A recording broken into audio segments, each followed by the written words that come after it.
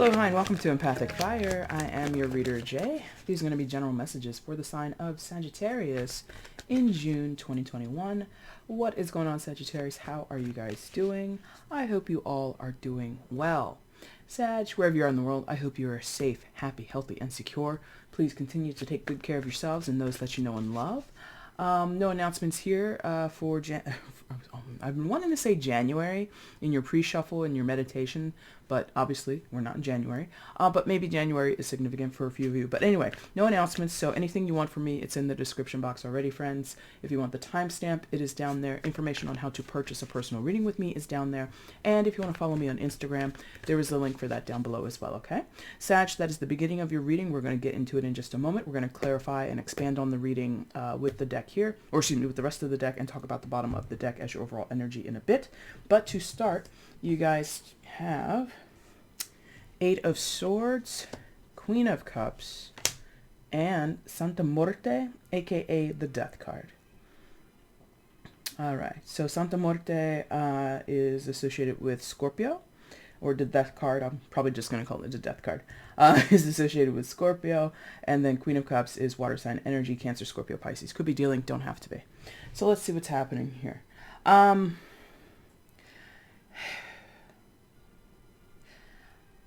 I see and I feel somebody who's like stuck. Eight of Swords, Santa Muerte, going back on my word immediately, but death is about transformation, but it's not an easy transformation. Usually it's not something that people willingly or very graciously go into. A lot of times, even if you think about how we conceptualize death in a mortal sense, we fight against death. You know, everything that humans do just about in terms of health and wellness, in terms of diet, in terms of exercise, in terms of, you know, outlook on life is kind of fighting against the inevitable, you know what I mean? And trying to make the most out of life before death eventually comes for you. So there is a natural resistance to the idea of transformation. Bringing it back, of course, into the tarot, there's a natural resistance here to some type of transformation.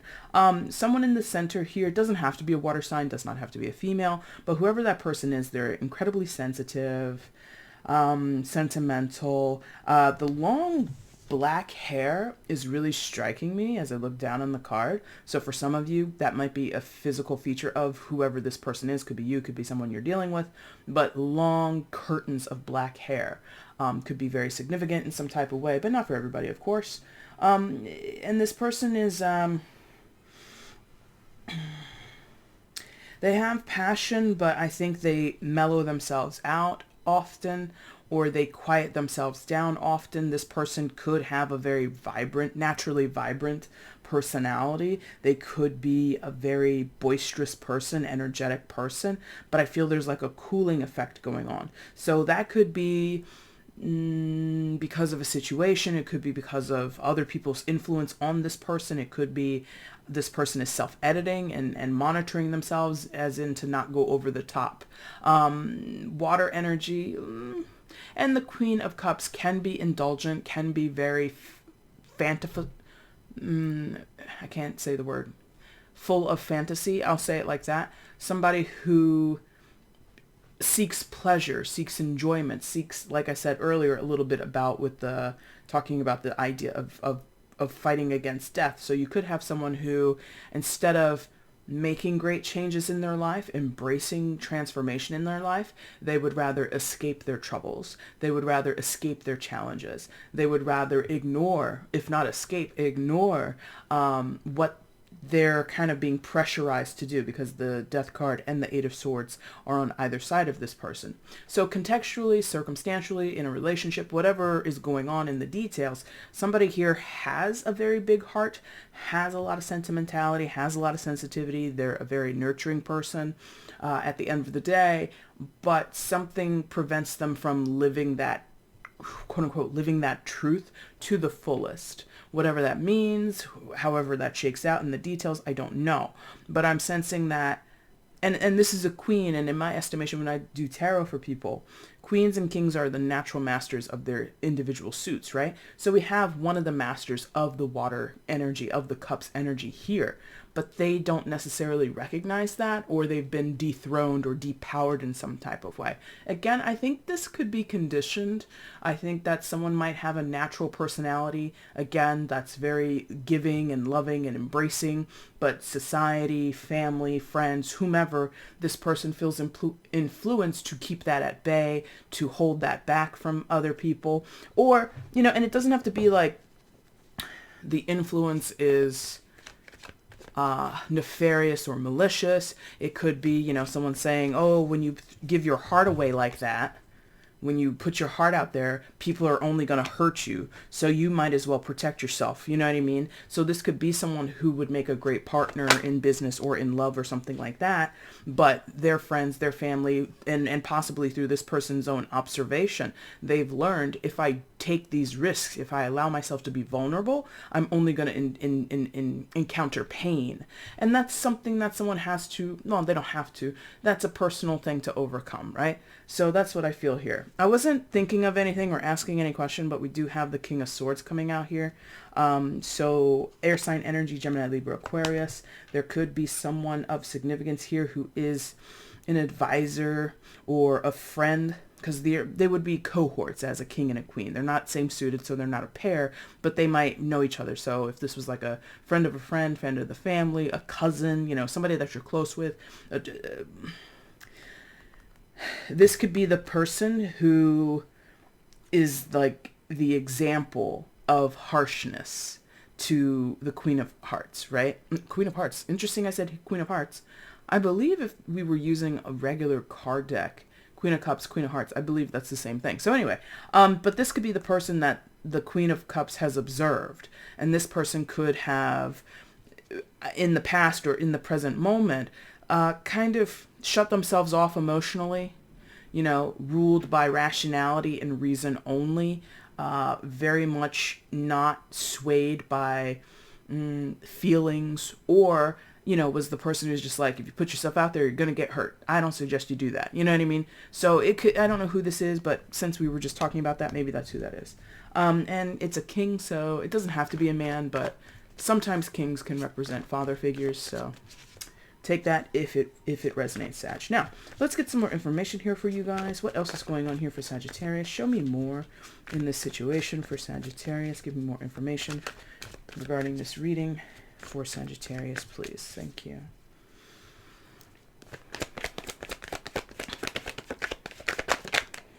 Okay. Moon. Seen that card a couple times this month. Oof, Two of Cups.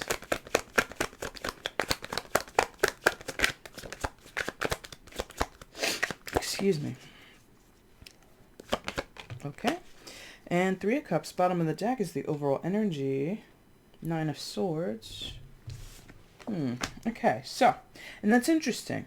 If you recall, I don't always, but I'm always interested in when half of the deck shows up face down, which was what happened on the top line, and then all the cards on your bottom line were face up.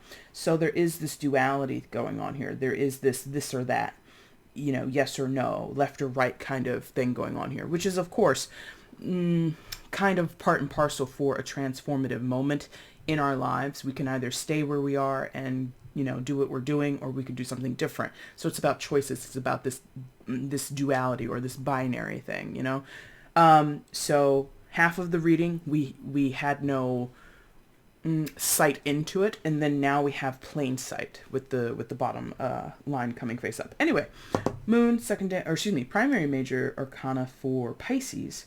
Two of Cups, Three of Cups, and then we'll talk about the overall in a minute. So what I'm seeing is, okay, Sag.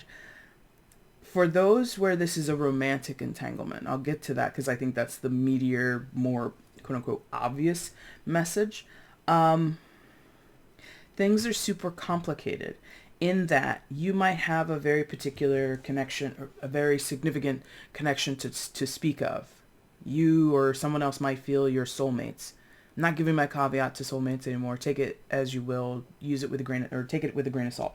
But there is sort of like this attraction, desire, pull towards a person. that may or may not involve a third party situation. Down here, cut all water energy down here. So things are definitely muddied. Things are definitely confusing or perhaps too emotional, right?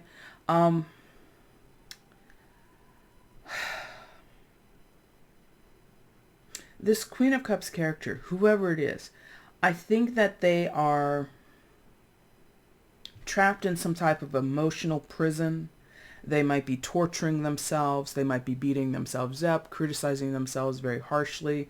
They may, like I said, this could be a significant connection, but it's still third party. Now, third party doesn't mean, ooh, guess it's going to rain soon. Third party doesn't always mean romantic, sexual, salacious things. It could be, a friendship group, or you have a primary partnership that there's an interloping family member. It could be work. It could be substance abuse. It could be anything. It doesn't have to even be a person, right? But there is sort of like this interference. And I honestly feel, for good or for worse, that what is external is,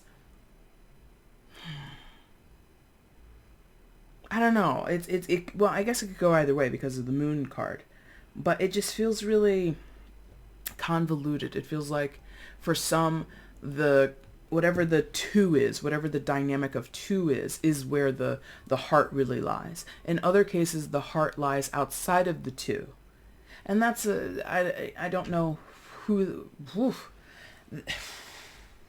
energetically, this is like really distressing, or anxiety is coming through, right? Where a person feels a thing but thinks another thing. They feel one way for a moment and then they feel something else the next moment. You get what I mean? There's a lot of fluctuation going on here.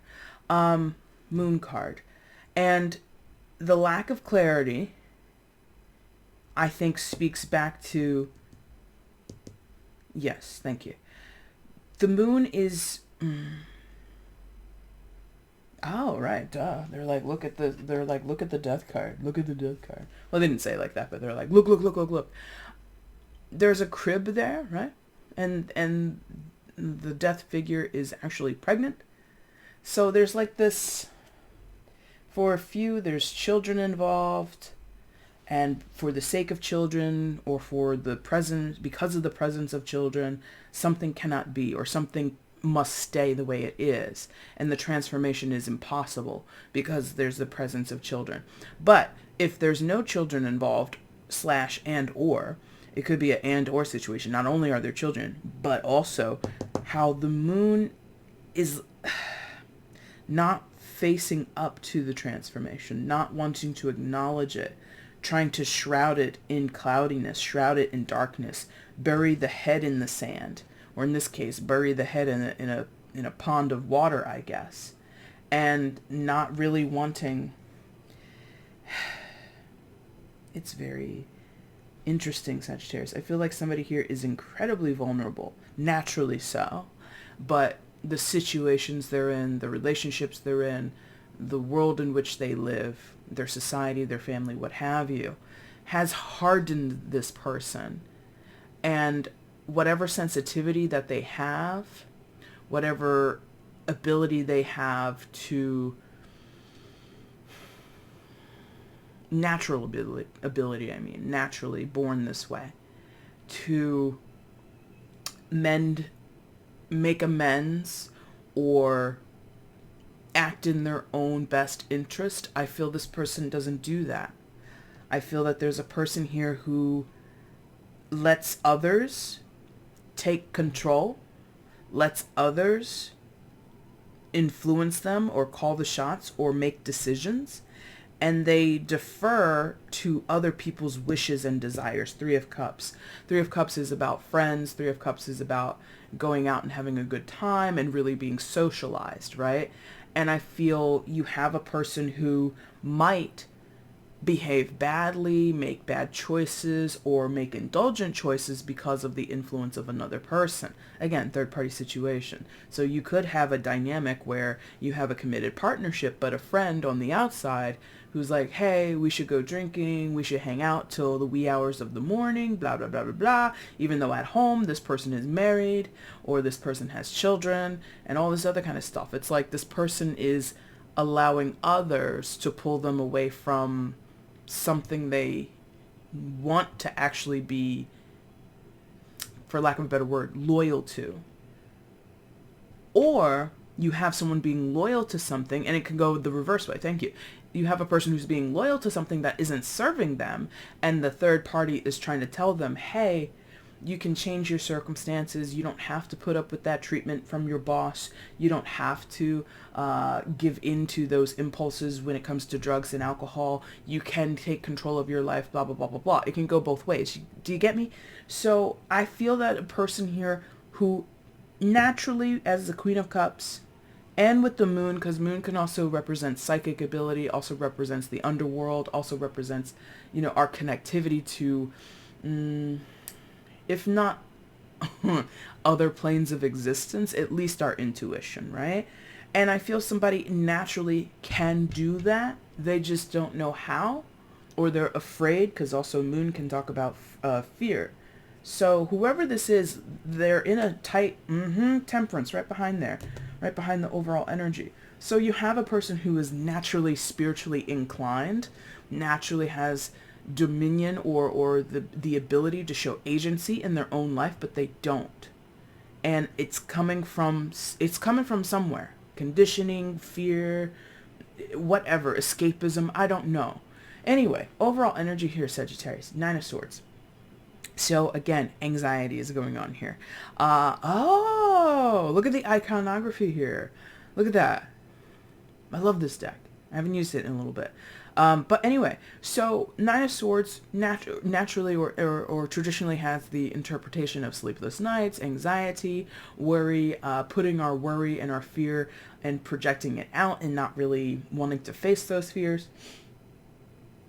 Pardon me. And the iconography here is very religious, right? So someone might have a very religious upbringing. They might currently be very active in a religious community, Orthodox, traditionalism, evangelical, whatever.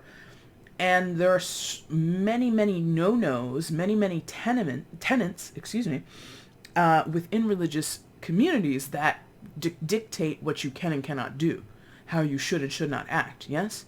So someone might feel, not to drag Catholics or anything, because, I have nothing against them, but, it's like that cliched Catholic guilt coming through for maybe some of you in your lives or in the life of someone that you're associated with. Yes. Where, from what I've been told, I didn't grow up Catholic myself or religious at all, but what I've been told is it's hard to escape this feeling of guilt, escape this feeling of you're going to be damned or you're going to face some type of punishment if you don't live your life a certain way. And that could be what someone here is experiencing. If I don't live my life a certain way based on what he says, she says, they say, whomever says, the Lord says, if it goes to that level, then I'm going to be a failure in some type of way. Sag, I don't know who this is, but hopefully whoever it is, if it's you or someone I hope it works out. But anyway, that's your reading for June. If this reading resonated with you, Sagittarius, please hit the like button. Leave a comment down below if you choose to share how it's resonating with you. And please make sure you subscribe to the channel if you have not done so before, okay? If you guys want to find me for a personal reading, you can look for that information down below in the description box, okay? Sag, I thank you guys so much for watching. Take care.